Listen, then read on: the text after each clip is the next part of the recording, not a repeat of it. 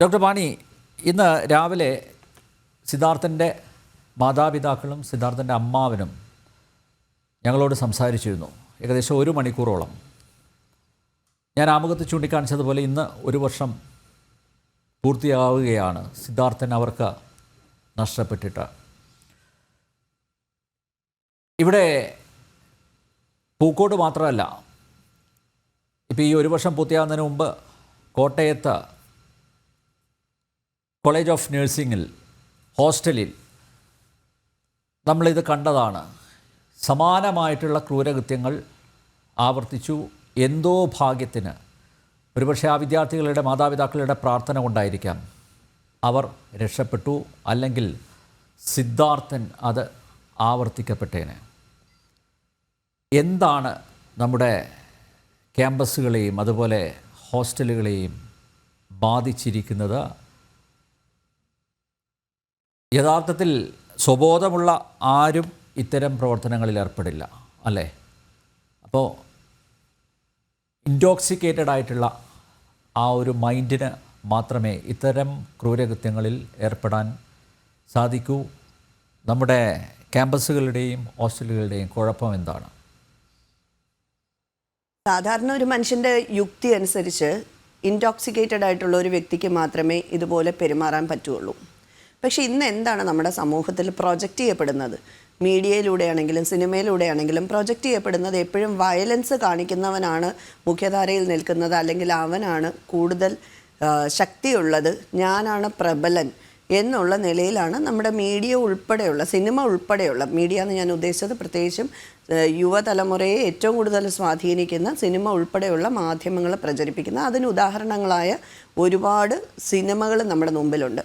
അത് റാഗിങ് മാത്രമല്ല, അല്ലാതെയുള്ള വയലൻസിനെയും പ്രോത്സാഹിപ്പിക്കപ്പെടുന്ന, വയലൻസിനെ വയലൻസ് കൊണ്ട് തന്നെ നേരിടുക എന്നുള്ള നിലയിൽ, അല്ലെങ്കിൽ വയലൻസ് കണ്ട് ആസ്വദിക്കുന്ന ഒരു യുവതലമുറ നമ്മുടെ സമൂഹത്തിലുണ്ടെന്നുള്ളതിന് ഏറ്റവും വലിയ ഉദാഹരണമാണ് മാർക്കോ എന്ന് പറയുന്ന സിനിമയുടെ വിജയം. ഇത്രയും ക്രൂരത കാണിക്കുമ്പോഴും ആ ക്രൂരതയെ ആഘോഷിക്കപ്പെടുകയാണ്. അപ്പോൾ ഇതൊക്കെ നമ്മളുടെ മനസ്സിൻ്റെ ഒരു പ്രത്യേകത എന്ന് പറയുന്നത്, വല്ലപ്പോഴും കേൾക്കുന്ന ഒരു കാര്യത്തിനെക്കാട്ടിലും കൂടുതൽ, ഏറ്റവും കൂടുതൽ നമ്മളെ സ്വാധീനിക്കുന്നത് നമ്മൾ കാണുന്നത് മാത്രമല്ല, വളരെ സട്ടിലായിട്ട് നമ്മുടെ ഉള്ളിലേക്ക് ചെല്ലുന്ന കമൻസാണ്. ഈ ഒരു സൈക്കോളജി അല്ലെങ്കിൽ നമ്മുടെ മൈൻഡിൻ്റെ പ്രിൻസിപ്പിളാണ് സാധാരണ അഡ്വർടൈസിങ് കമ്പനികൾ ഉപയോഗിക്കുന്നത്. അവരാരും പോയിട്ട് നിങ്ങളോട് ഇന്ന സാധനം വാങ്ങിച്ച് കഴിക്കൂ അല്ലെങ്കിൽ വാങ്ങിച്ച് ഉപയോഗിക്കൂ എന്ന് പറയാറില്ല. അതുപോലെ തന്നെ ഈ പറയുന്ന മാധ്യമങ്ങളോ സിനിമകളോ ഒന്നും തന്നെ നിങ്ങളോട് നിങ്ങൾ പോയി വയലൻസ് കാണിക്കൂ എന്ന് പറയുന്നില്ല. പക്ഷേ ഈ വയലൻസ് നിരന്തരം കാണുന്ന ഒരു വ്യക്തിയെ സംബന്ധിച്ചിടത്തോളം വയലൻസ് എപ്പോഴും നോർമലൈസ് ചെയ്യപ്പെടുന്ന ഒരു സാഹചര്യത്തിലേക്ക് പോകും. ഇത് നോർമലാണ്. സീനിയർ വിദ്യാർത്ഥികളാണെങ്കിൽ ഇങ്ങനെയാണ് കുട്ടികളോട് പെരുമാറേണ്ടുന്നത്, നിങ്ങളുടെ ജൂനിയേഴ്സിൻ്റെ പുറത്ത് അധികാരം സ്ഥാപിക്കാൻ ഇങ്ങനെയാണ് പെരുമാറേണ്ടുന്നത് എന്നുള്ളൊരു നാച്ചുറൽ തോന്നൽ മനുഷ്യരുടെ മനസ്സിലേക്ക് വരുന്നു. ഇതൊരു കാര്യം. ഇതിനെ സർ ഇൻട്രൊഡക്ഷനിൽ സൂചിപ്പിച്ചതുപോലെ ഇത് അധികാരികളൊന്നും അറിയുന്നില്ല എന്ന് പറഞ്ഞാൽ എനിക്ക് അവരോട് പറയാനുള്ളത്, നിങ്ങൾ ആ അധികാര സ്ഥാനത്ത് നിന്ന് ഇറങ്ങിപ്പോകൂ എന്നാണ്. അത് ബഹുമാനപൂർവ്വം തന്നെ പറയുന്നു. ഒരു ഇൻസ്റ്റിറ്റ്യൂഷൻ്റെ അധികാര പരിധിയിൽ അല്ലെങ്കിൽ അധികാരത്തിൻ്റെ പൊസിഷനിൽ ഇരിക്കുമ്പോൾ അവിടെ നടക്കുന്നതൊന്നും ഞങ്ങൾ അറിയുന്നില്ല, അല്ലെങ്കിൽ ഞങ്ങളൊന്നും അറിഞ്ഞിട്ടില്ല, ഇന്നാണ് ഞങ്ങളിത് അറിയുന്നത് എന്ന് പറഞ്ഞാൽ നിങ്ങൾ അവിടെ ഇരിക്കാൻ യോഗ്യരല്ല. ഇപ്പോൾ സാറ് പറഞ്ഞ വളരെയധികം ശാരീരികമായി പീഡിപ്പിക്കപ്പെട്ടവരുടെ കാര്യങ്ങളാണ് നമ്മൾ കൂടുതലും മീഡിയകളിൽ ചർച്ച ചെയ്യുന്നതും ഇതുപോലെ കേസ് വരുന്നതും എല്ലാം. സിദ്ധാർത്ഥൻ്റെതാണെങ്കിലും കാര്യവട്ടത്തെ സിറ്റുവേഷൻ ആണെങ്കിലും കോട്ടയത്തെ സാഹചര്യമാണെങ്കിലും എല്ലാം അങ്ങനെയാണ്. ഇങ്ങനെ അല്ലാതെ ഒരു 2 മാസം മുമ്പ് ഒരു നഴ്സിംഗ് ഹോസ്റ്റലിൻ്റെ മുകളിൽ നിന്ന് താഴെ വീണ് മരിച്ചു എന്ന് കേട്ട ഒരു ന്യൂസ് ഉണ്ടായിരുന്നു, ഒരു അമ്മു സജീവൻ്റെ. അതിൻ്റെ ഇപ്പോഴത്തെ സാഹചര്യം എന്താണ്? ഈ കുട്ടി വീണു, എങ്ങനെയോ വീണതാകട്ടെ, അതിൻ്റെ പുറകിൽ ഒരുപാട് കാര്യങ്ങൾ നമ്മൾ കേട്ടു. പീഡിപ്പിച്ചിരുന്നു, ഹോസ്റ്റലിനകത്ത് മാനസികമായി ബുദ്ധിമുട്ടിപ്പിച്ചിരുന്നു, പല ദിവസങ്ങളിലും ഈ കുട്ടി ഭക്ഷണം കഴിച്ചിരുന്നില്ല, അടിക്കാൻ ശ്രമിച്ചിരുന്നു. ഇതൊക്കെ പെൺകുട്ടികളാണ് ചെയ്തത്. നമ്മൾ വളരെ പരിഭാവനമായിട്ട് വളരെ മാതൃമനസ്സോടുകൂടി മാത്രം കാണുന്ന സ്ത്രീ എന്ന് പറയുന്ന വ്യക്തികളാണത് ചെയ്തത്. അവരാരും കുട്ടികളുമല്ല, അഡൽസാണ്. ഇവർ ചെയ്ത പ്രവൃത്തിയാണിത്. ഇതിൻ്റെ പരിണത ഫലമായിട്ട് എന്താണ് സംഭവിച്ചത്? ഈ കുട്ടി മരണപ്പെടുകയാണ്. ഈ കുട്ടി ഹോസ്റ്റലിൻ്റെ മുകളിൽ നിന്ന് വീണിട്ട് പോലും അവിടെ ആതുര സേവന രംഗത്തെ പ്രഗത്ഭരെന്ന് പറഞ്ഞ് അടുത്തൊരു തലമുറയെ ആ ലെവലിലേക്ക് ട്രെയിൻ ചെയ്ത് കൊണ്ടുവരുന്ന നഴ്സിംഗ് ട്യൂട്ടേഴ്സ് ഉൾപ്പെടെയുള്ളവരുടെ ഭാഗത്തുനിന്ന് ഉണ്ടായ വീഴ്ചകൾ എന്താണ്? 3 മണിക്കൂറിൽ കൂടുതൽ യാത്രയുള്ള ഒരു സ്ഥലത്തേക്ക് ഈ കുട്ടിയെ ഷിഫ്റ്റ് ചെയ്യുമ്പോൾ മെഡിക്കൽ വിദ്യാഭ്യാസം നേടിയ ഒരു വ്യക്തി ആ ആംബുലൻസിനകത്ത് ഉണ്ടായിരുന്നിട്ട് പോലും ആ കുട്ടിയുടെ കൂടെ ഇരിക്കാതെ ഞാൻ മുൻപിലാണ് ഇരുന്നത്, അതുകൊണ്ട് കുട്ടിക്ക് എന്ത് സംഭവിച്ചു എന്ന് എനിക്ക് അറിയില്ല എന്ന് പറയുന്ന കാടത്വമാണ് നമ്മൾ അധികാരികളിൽ നിന്ന് കാണുന്നത്.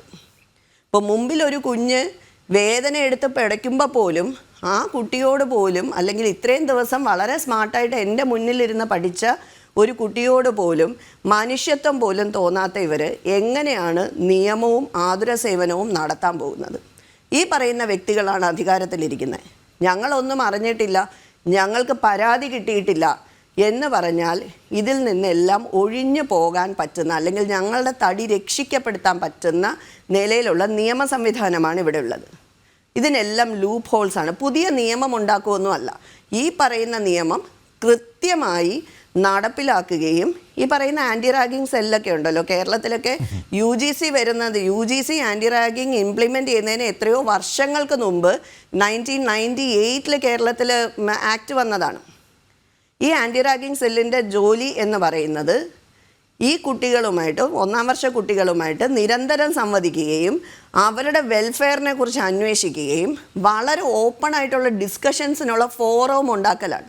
അല്ലാതെ വെറുതെ വർഷത്തിൽ 2 മീറ്റിംഗ് നടത്തി പേപ്പറിനകത്ത് സിഗ്നേച്ചർ ഇട്ട് രജിസ്റ്ററിൽ സൂക്ഷിക്കാനുള്ള UGC അക്രഡിറ്റേഷന് വേണ്ടിയിട്ടുള്ള ഒരു ടിക്ക് മാർക്ക് ആക്ടിവിറ്റി ആയിട്ട് അത് മാറരുത്. ഇതാണ് പല സ്ഥലങ്ങളിലും നടക്കുന്നത്. ഈ കോളേജ് പ്രവേശന സമയത്ത് തന്നെ ആൻറ്റി റാഗിങ് സെല്ല് അതിവിടെ പ്രവർത്തിക്കുന്നുണ്ട്, അതിൻ്റെ ഉദ്ദേശ്യ ലക്ഷ്യങ്ങൾ ഇതാണ് എന്നൊക്കെ ഓരോ വിദ്യാർത്ഥിയെയും ധരിപ്പിക്കേണ്ടതുണ്ട്. അത് കൃത്യമായിട്ട് പറയുന്നുണ്ട് ആക്ടിൽ.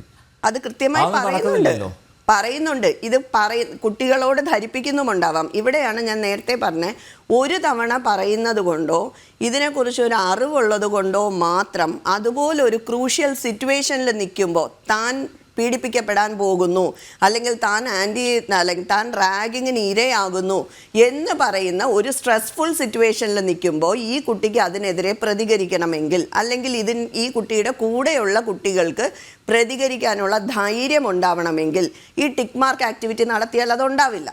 ഈ ജോയിനിങ് ടൈമിൽ അല്ലെങ്കിൽ ഇവരെ ഓറിയൻറ്റേഷൻ കൊടുക്കുന്ന സമയത്ത് ആരെങ്കിലും ഒരാൾ വന്ന് നിന്ന് ഒരു PPT അവതരിപ്പിച്ചാൽ കിട്ടുന്ന ധൈര്യമല്ല ഇത്.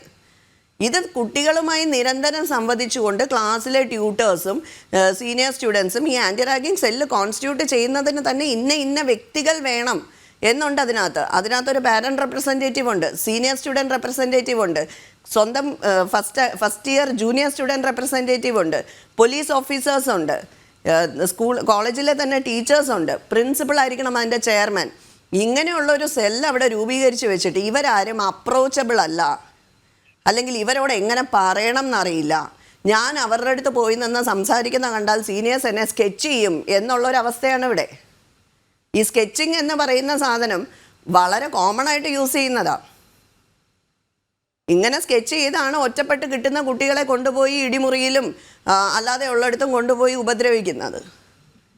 ഡോക്ടർ വാണി, അത് മാത്രമല്ല, ഈ ഹോസ്റ്റലുകളിലൊക്കെ വാർഡൻ്റെ സാന്നിധ്യം ഉണ്ടാവണ്ടേ? വാർഡൻ ഉണ്ടോ? ഉണ്ട്. പക്ഷേ രാത്രികാലങ്ങളിൽ അങ്ങനെ ഒരാളില്ല. അവിടെ എന്ത് തോന്നിയാസവും കാണിക്കാം, ആരും ചോദ്യം ചെയ്യാനില്ല. അഥവാ ചില കേസസ് ഉണ്ട്, വാർഡൻ ഉണ്ടെങ്കിൽ തന്നെ ഇവരോടൊപ്പം ഇരുന്ന് മദ്യപിക്കുകയും ഇവരോടൊപ്പം ഇരുന്ന് കഞ്ചാവടിക്കുകയും ചെയ്യുന്ന വാർഡന്മാരും ഉണ്ട്. ഈ വാർഡൻ എന്ന് പറഞ്ഞാൽ ഒരു രക്ഷകർത്താവിൻ്റെ സ്ഥാനമാണ്.